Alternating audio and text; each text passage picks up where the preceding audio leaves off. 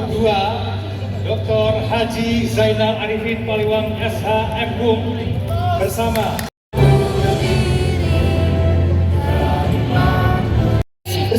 Majen TNI Purnawirawan Haji Suranto SIP M. Ipo.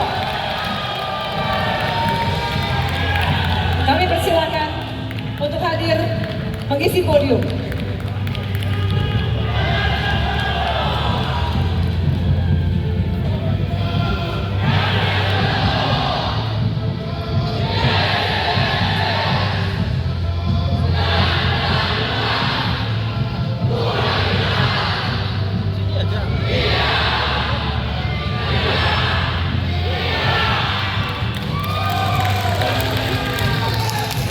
baik, cukup, terima kasih. Berikutnya kami persilakan masuk ke panggung.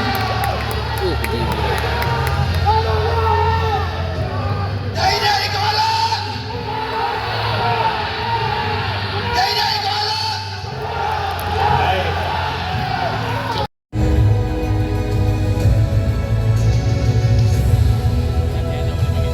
Negara yang maju, mandiri, berkeadilan, yang aman dan sejahtera. Ditujukan ke arah kamera, silakan disebutkan huruf apa? E. Huruf E. Gubernur sudah berjanji kepada rakyatnya, misalnya dari visi dan visinya, tetapi tidak pernah.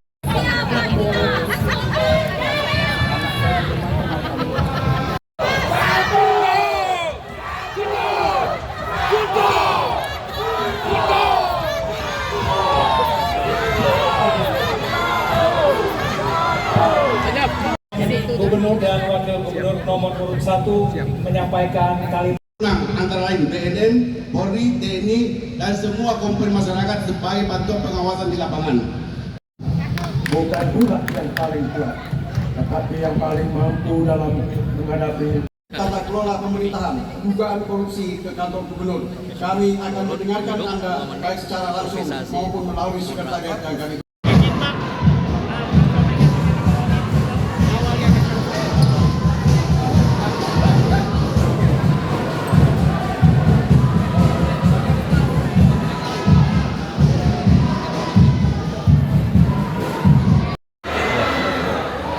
Pak, tadi disampaikan ada strategi percepatan DOB dalam isu desentralisasi. Mungkin itu bisa dijelaskan kembali, Pak.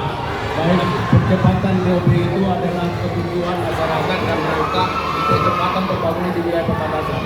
Jadi lima daerah DOB yang direncanakan adalah untuk mempercepat pembangunan. Dan sekarang ini Tataran hanya memiliki 4 kabupaten dan 1 kota. Apabila segera dijadikan DOB baru, maka pemerintahan kabupaten akan semakin mempercepat pembangunan daerah. Ini ada progres yang pernah dulu merencanakan dan tinggal kita lanjutkan. Salah satu pemegalan Kaltara, saya adalah ketua tim akademisi, termasuk pemegalan Kota Tanjung Selong, dan saya juga ketua tim akademisi. Oleh karena itu, pemegalan 5 kecamatan yang ada di Kalimantan Barat bukan lip service, bukan omong-omong, tapi itu komitmen kami, Sultan. Apabila 5 kecamatan ini bisa dimekarkan, maka pembangunan akan terlakukan sama rata. Oleh karena itu, masyarakat daerah perbatasan seperti Batik, Kalayan, Kabudaya itu akan menikmati roti pembangunan karena tidak ada pemekaran DOB di Kalimantan yang gagal. Samping itu, dengan pemekaran itu, dari sisi pertahanan juga kita harus menguatkan di mana daerah perbatasan yang rentan dengan kerawanan, sehingga dengan adanya pemerintahan yang terbentuk, maka penguatan pertahanan juga akan dikuatkan. Apakah optimis 1 periode bisa terlaksana, Pak? Dari kami selalu optimis apa yang dilakukan, tinggal harapan kami pemerintahan ke depan Prabowo, kami sangat mendukung pemerintahan Prabowo untuk bagaimana mensejahterakan masyarakat. Visi-visi beliau adalah visi kami yang kami kembangkan dalam rangka pengembangan kesejahteraan masyarakat di wilayah, di daerah, di provinsi. Maka dari itu pemerintahan yang akan datang, pemerintahan Prabowo bersinergi penuh dengan pemerintahan Sultan yang akan di Kaltara. Soal komitmen, Masih ada 2 menit, silakan. soal komitmen terkait harga udang gimana, Pak? Komitmen tentang harga udang, kami sudah punya konsep bahwa harga udang itu akan kami atur mulai dari pembibitan sampai hilirisasi. Jadi dari awal dari pembimbingan sampai ini selanjutnya akan kami buat kebijakan agar tata kelola perdagangan di Kaltara akan diatur oleh Pergub sehingga masyarakat Kaltara untuk berdagang udang maupun nelayan kami akan melindungi sehingga dia harus bekerja untuk mendapatkan hasil dan rezeki yang memadai. Waktu bapak-bapak untuk konferensi pers 5 menit. Baik, kalau pembangunan asrama terus kami laksanakan. Kenapa kami ada asas selektif prioritas yang kita tidak boleh, yang mana misalnya di NTB lebih duluan ditarakan kenapa tidak dibangun. Tetap kita akan membangun semua. Baik di Samarinda, kita sudah membeli lahan. Ini bukan ngomong-ngomong, ini sudah kita laksanakan. Di Tarakan juga demikian. Dan ini kita akan membangun ya asrama mahasiswa-mahasiswa kita. Karena kita tahu bahwa yang kuliah di Tarakan itu yang orang Kaltara masih memiliki keluarga, masih mempunyai keluarga yang bisa tidur tempat keluarga. Saya juga demikian waktu orang tua saya dinas di Poso, saya sekolah di Makassar, saya tidak tinggal di asrama tapi tinggal di tempat keluarga. Tetapi anak-anak kita yang tinggal di NTB, tinggal di Malang, tinggal di Jogja, itu mereka tidak punya keluarga. Inilah menjadi prioritas kami. Jadi kami membangun dan sesuai asas selektif prioritas. Bukan kami tidak mau membangun asrama di Tarakan, tidak. Tetapi ada waktunya, ya, dan itu akan kami lanjutkan terus. Ya. Kami lanjutkan terus untuk membangun asrama-asrama di mana ada putra-putri Kalimantan Utara melaksanakan pendidikan. 5 menit, ada yang ingin bertanya?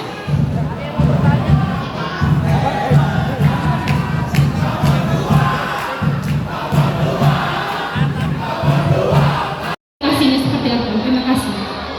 Baik, terima kasih. Untuk kita ketahui bersama bahwa tujuan pembangunan nasional daerah adalah untuk kesejahteraan bagi seluruh rakyat Indonesia. Nah, untuk kita pahami bersama, Presiden, Gubernur, Bupati, Camat, Kepala Desa, semua bertujuan untuk mensejahterakan rakyat. Itu harus kita pertegas dulu.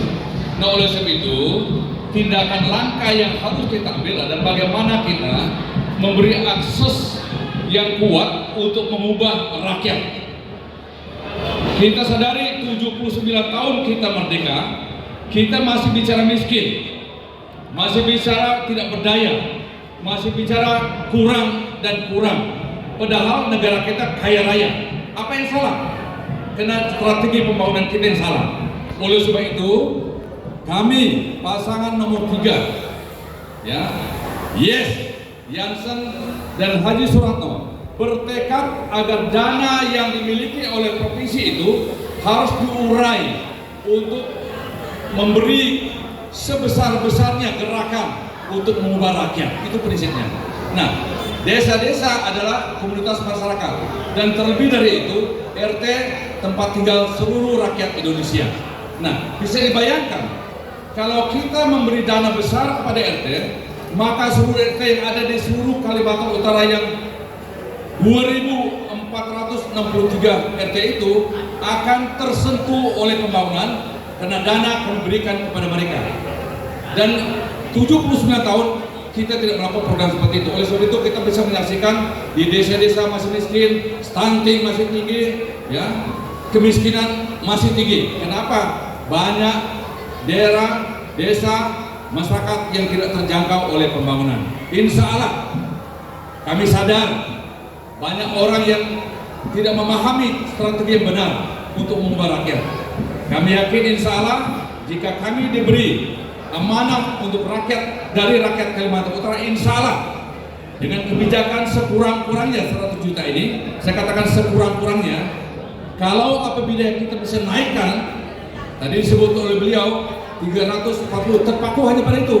Apa kerja pemerintah? kerja pemerintah itu bagaimana meningkatkan pendapatan daerah sehingga perhatian masyarakat akan besar. Itu kunci pertama. Kedua, pemerintah daerah harus merasionalkan pembiayaan dirinya.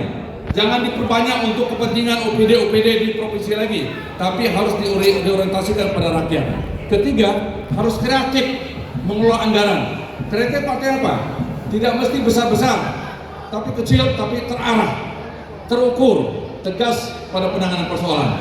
Jadi saya yakin, insya Allah kemiskinan akan turun, stunting akan hilang, bukan turun, hilang. Kenapa? Kita kaya raya, kita punya pendapatan yang tinggi, kita beri biaya besar pada rakyat. Insya Allah rakyat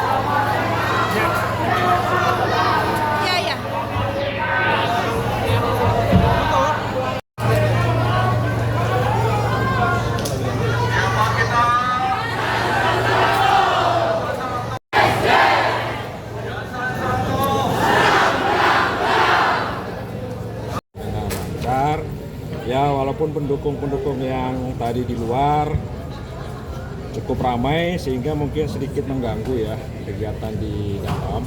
Ya harapannya untuk debat yang terakhir nanti di Tanjung Selor yang ketiga, ya diharapkan dari masing-masing kandidat nanti bisa mengalami. Di tanggal 9 Oktober dengan tema tata kelola pemerintahan yang baik berjalan dengan lancar. Tapi walaupun beberapa catatan memang penting juga kami nanti akan evaluasi, itu menjadi dasar bagi kami untuk kemudian membuat rumusan kebijakan pada debat yang kedua dan ketiga. Namun kemudian kami juga menyampaikan beberapa pada masyarakat, tentu referensi debat pertama ini bisa menjadi semacam acuan atau semacam paling tidak petunjuklah bagi masyarakat untuk menentukan pilihan-pilihannya. Walaupun nanti pelaksanaan debat kedua dan debat ketiga tidak lama lagi sesuai dengan jadwal, debat kedua nanti akan kita laksanakan tanggal 21 Oktober dan puncaknya di tanggal 7 November kita pelaksanaan debat ketiga. Evaluasi yang akan dilakukan apa di debat ketiga nanti, apalagi di Tanjung Selor? Iya, oke. Ada beberapa catatan misalnya terkait dengan rundown, ada durasi waktu, keinginan dari pasangan calon tentu. Misalnya terkait dengan closing statement mungkin minta dilakukan penambahan. Kemudian pada inti debat, mengenai visi misi, mungkin juga nanti akan ada hal-hal yang kemudian khususnya di pendalaman visi misi pasangan calon, tentu mungkin ada skema-skema yang berbeda. Tetapi silakan kembali kepada tempatnya masing-masing. Assalamualaikum warahmatullahi wabarakatuh. Siap, mengakhiri kegiatan berdoa.